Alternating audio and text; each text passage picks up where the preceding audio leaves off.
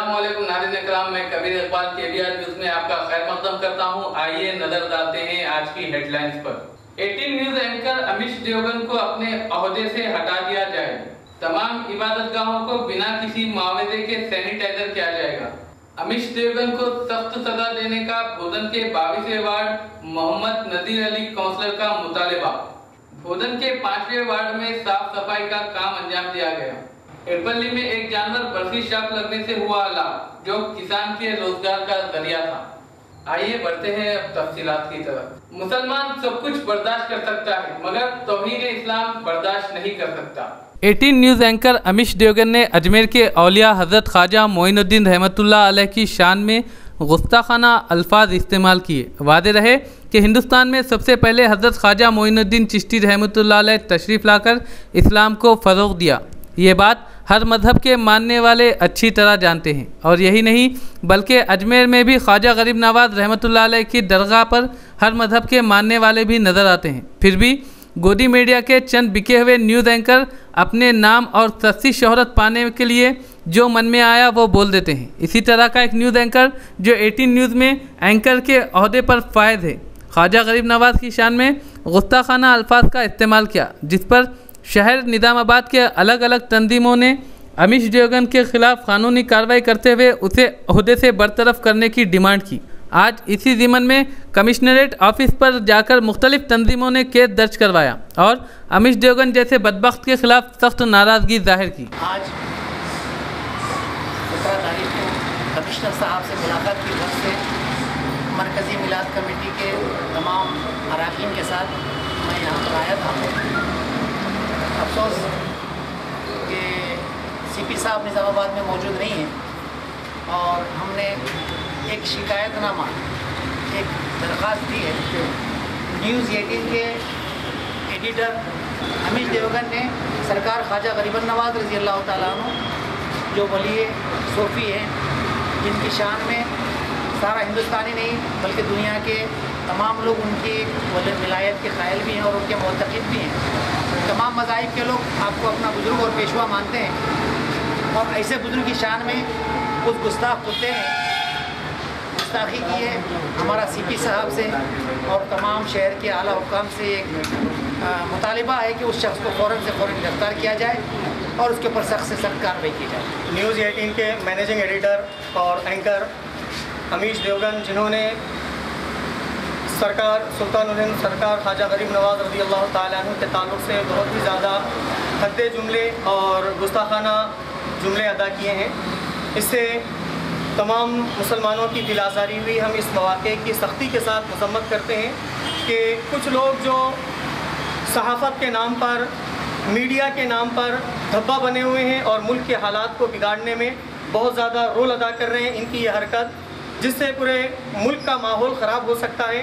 हम ज़िली मरकज़ी मिलाद कमेटी और MSO मुस्लिम स्टूडेंट ऑर्गेनाइजेशन और दीगर तंजीमों के साथ निज़ामाबाद कमिश्नरेट पर हम आए और कमिश्नर साहब के पास में हमने अपनी दरख्वास्त दी है कि ऐसे लोग जो मीडिया के नाम पर मुल्क के अंदर नफ़रत की हवा फैला रहे हैं, इन लोगों के साथ सख्ती के साथ इनसे निपटा जाए।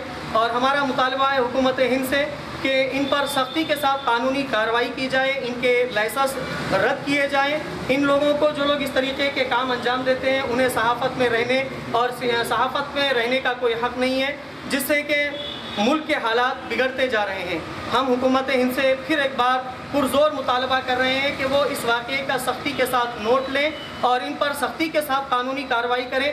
अगर कार्रवाई नहीं की जाती है, इस मामले में हुकूमत आसानी के साथ में इन्हें नज़रअंदाज करती है या फिर इनकी माफ़ीनामा, जिस तरह से ये बातें कर रहे हैं, बकवास कर रहे हैं, कुत्तों की तरह बक रहे हैं, ये जाहिल गंवार एडिटर हैं और जाहिल गंवार एंकर हैं, ये लोग जो इस तरीके की बातें कर रहे हैं। इनका तो रवैया होना चाहिए कि मुल्क के हालात को मुस्तहकम किया जाए, लोगों के अंदर अमन व अमान और इत्तेहाद को बरकरार रखने की बात की जाए। लेकिन ये मीडिया के नुमाइंदे होने का दावा करते हुए जाहिल गंवार किस्म का इस जाहिल अमीश देवगन ने सरकार मोइनुद्दीन चिश्ती रहमतुल्लाह ताला अलैह के ख़िलाफ़ भद्दे रिमार्क किए हैं जिससे हमारे दिल को बहुत ज़्यादा ठेस पहुंची है और हम सख्ती के साथ मुतालबा करते हैं कि इन पर कानूनी कार्रवाई की जाए। अगर कानूनी कार्रवाई नहीं की जाती है तो मुल्क के हालात बिगड़ सकते हैं और फिर ऐसी सूरत में हुकूमत भी जिम्मेदार होगी, इनके ऊपर कानूनी कार्रवाई नहीं करने वाले। हम फिर एक बार मुतालबा करते हैं कि इनका लाइसेंस कैंसिल किया जाए और इन्हें सहाफ़त करने का कोई हक नहीं है, ऐसे लोगों को मीडिया से दूर रखा जाए। अस्सलाम वालेकुम रहमतुल्लाहि व बरकातहू। जैसा कि 15 तारीख़ के दिन 7 बजे से 8 बजे तक एक TV 18 पे एक कुत्ता बैठ के रहता है, क्योंकि मैं गुस्ताखी माफ़ कर रहा हूँ कि मीडिया के सामने उसको कुत्ता बोल रहा हूँ, बराबर वो कुत्ता है। और हिंदुस्तान के लिए जहरीले कुत्ते को जल्द से जल्द उसको सज़ा देना बहुत ज़रूरी है, क्योंकि ये TV 18 पे 7 बजे से 8 बजे तक जो मुँह को आया बकवा पुकारा करते रहता है कुत्ता। तो मैं हुकूमतान हिंद और ख़ासकर हुकूमतान तेलंगाना को रिक्वेस्ट कर रहा हूँ कि कुत्ते को बदबख्त को जो सुल्तान हिंद हज़रत ख्वाजा गरीबन नवाज़ की शान में गुस्ताखी करा, ऐसा फिर से ना हो। मैं हुकूमत से एक रिक्वेस्ट कर रहा हूँ, कांग्रेस पार्टी की तरफ से, MSO की तरफ से और कई ऐसे तंजीमें आज कमिश्नर ऑफिस का या 1 टाउन पे निज़ामाबाद के ठहर कर कई लोग दूसरे वाक़यात भी सुना रहे थे, मगर मैं बोला कि ये बेहतर नहीं है, कंप्लेंट दो। और मैं कमिश्नर साहब से, CP साहब से एक रिक्वेस्ट कर रहा हूँ कि इनके ऊपर जल्द से जल्द कुछ इक़दाम करे और इनके चैनल को बैन करे, जल्द से जल्द इनके चैनल को बैन करे। तो मस्जिद रज़ा बेग में सैनिटाइजर किया गया। जमात इस्लामी शोबे खल्क की जानिब से तमाम मजहब के इबादत गाहों को बिना किसी मावजे के सैनिटाइज़र करने की बात कही। याद रहे कि लॉकडाउन के बाद मुसलसिल 2 माह बाद मस्जिदों के अलावा तमाम इबादत गाहों को खोलने की इजाज़त दी गई। 8 जून के बाद मस्जिदों में सोशल डिस्टेंस को बरकरार रखते हुए इबादत की इजाज़त दी गई थी, लिहाजा जमात इस्लामी शोबे खल्क की जानिब से तमाम इबादत गाहों को सैनिटाइज़र किया गया। इसकी शुरुआत मस्जिद रज़ा बेग से की गई। मस्जिद रज़ा बेग में मिंबर को, मस्जिद के सहन में वज़ू खाने को सैनिटाइज़र किया गया। इस मौके पर अब्दुल अलीम ने इरफान पटेल के इस कार्य खैर की खूब सताइश की और मज़ीद कहा कि अगर कोई अपनी अपनी इबादत गाहों यानी मस्जिद, मंदिर, चर्च, गुरुद्वारे को सैनिटाइज़र करवाना चाहता है तो जमात इस्लामी से रब्ता करे। बिना किसी मावजे के मस्जिद, मंदिर, चर्च, गुरुद्वारे को सैनिटाइज़र किया गया, क्योंकि हर मज़हब खुसूसन इस्लाम में पाकी को आधा ईमान कहा गया। इस मौके पर मस्जिद रज़ा बेग के इमाम ने भी अपने ख्यालात का इजहार किया। इस मौके पर इरफान पटेल के अलावा जमात इस्लामी के और भी कारकुन मौजूद थे। गोदी मीडिया के फिरका वाराना न्यूज़ एंकर ने की औलिया किराम की शान में गुस्ताखी। तफसीलात के मुताबिक न्यूज़ 18 के एक फ़िरका परस्त न्यूज़ एंकर अमिश देवगन ने अजमेर के हज़रत ख्वाजा गरीब नवाज़ रहमतुल्लाह अलैह की शान में गुस्ताखी करते हुए उनके लिए नाज़ेबा अल्फाज का इस्तेमाल किया, जिससे हिंदुस्तान के तमाम मुसलमानों में गुस्से की लहर दौड़ गई।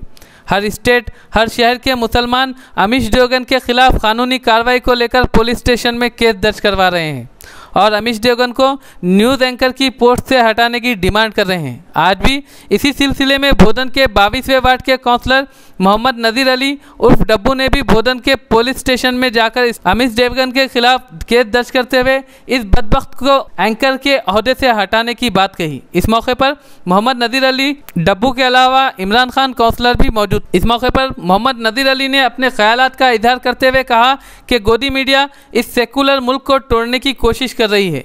यहाँ के हिंदू, मुस्लिम, सिख, ईसाई जो आपस में मोहब्बत के साथ रहते हैं, उनकी मोहब्बत और इत्तेहाद को तोड़ने की कोशिश की जा रही है। गोदी मीडिया के कुछ नामवर न्यूज़ एंकर हैं जो इस काम में लगे हुए हैं कि किस तरह हिंदुस्तान की आवाम में फूट डालकर तमाशा देखें। मोहम्मद नज़ीर अली ने कहा कि ऐसे लोगों के खिलाफ सख्त कार्रवाई की जाए। अस्सलाम वालेकुम। कल जो अमिश देवगन जो इंडिया न्यूज़ चैनल के जो एक बड़े एंकर है, जो नेशनल चैनल पर अपनी न्यूज़ बोलते हैं, वो अपने अल्फाजों के जहर से हर बार हिंदू और मुस्लिम में लड़ाई लगाने की जो है कोशिश करते हैं। और कल जो हमारे ख्वाजा गरीब नवाज़ चिश्ती, जिनके इनिशियल नेम को वो गैर मामूली जो है अल्फाज से जो बात किए हैं, लिहाजा मैं और डब्बू भाई और हमारे बोधन के जो भी साथी है सुमेर, अजहर, हम एक पुलिस स्टेशन में आज उनके खिलाफ FIR करने के लिए एक दरख्वास्त दिए हैं। लिहाजा इन पर एक्शन लिया जाए और FIR बुक किया जाए।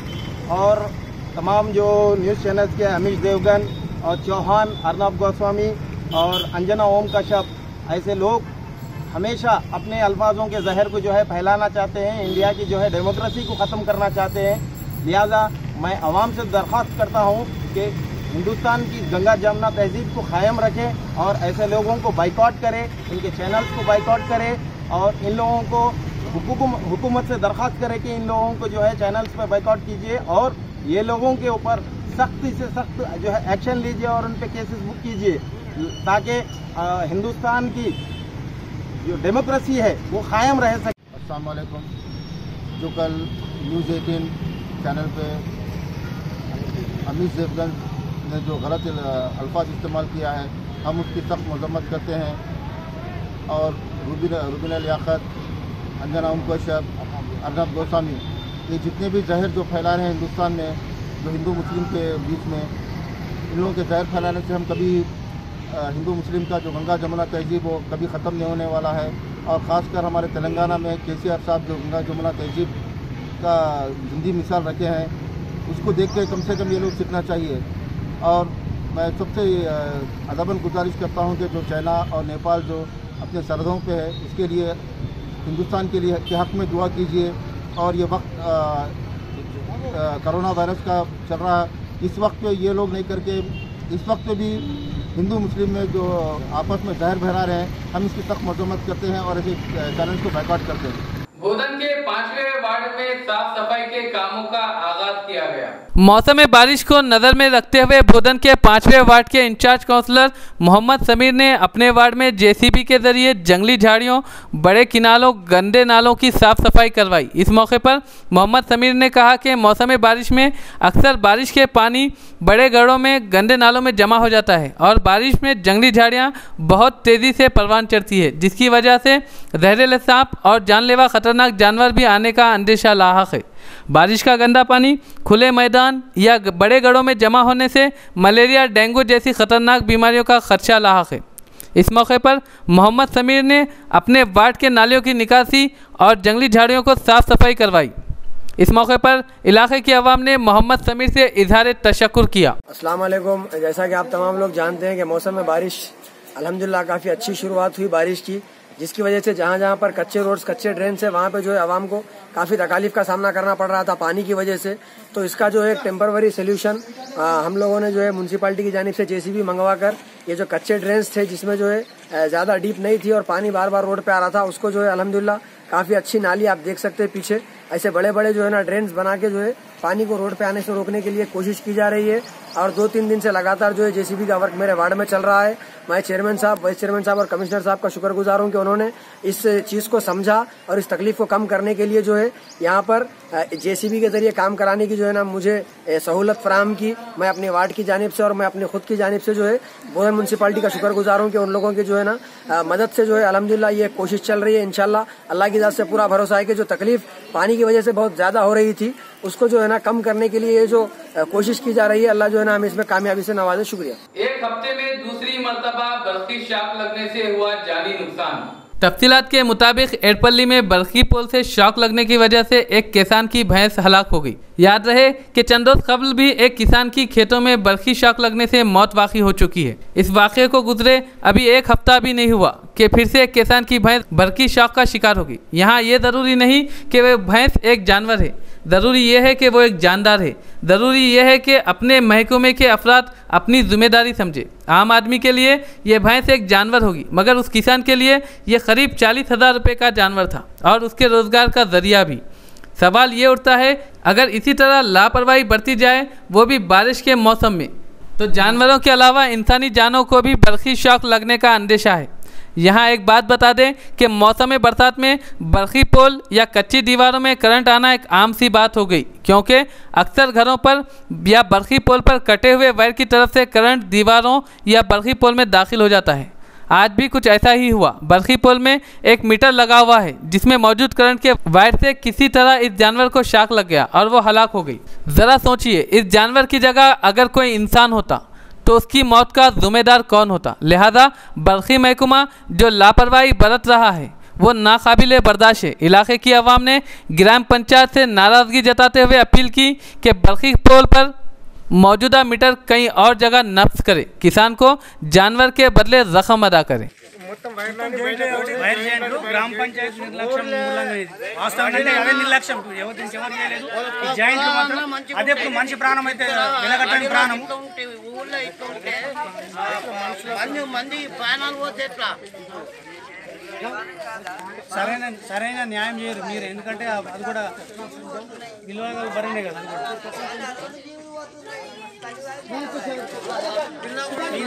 రేపు భవిష్యత్తులో మనుషులు కూడా మనుషులు చచ్చిపోతుంది ఇప్పుడు వాటర్ కోసం దేనికోసం వస్తూ ఉంటారు కూడా పిల్లలు ఆడుకుంటూ ఉంటారు ఎట్లుంటుంది చెప్పాలి మంచి పద్ధతి కాదు కదా వాయిస్ వస్తుంది కానీ ఒకసారి ఇట్లాంటి ఏదైనా ఉంటే 100% వాళ్ళ నిర్లక్ష్యం కూడా జరిగింది కాబట్టి ఇమీడియట్ కంప్లైంట్ ఇస్తుంటే దాని విషయంలో పిలిచి మాట్లాడు నువ్వు ఎలక్ట్రిసిటీలతో మాట్లాడినాను మాకు ఎటువంటి తప్పు లేదు కంప్లీట్ ఏదైతే మీటర్కి వచ్చిందో వాళ్ళు గ్రామ పంచాయతీలు ఏదైతే గ్రామ పంచాయతీ జిమ్మదారు తీసుకోవాలని మాట్లాడారు ఏమంటున్నారు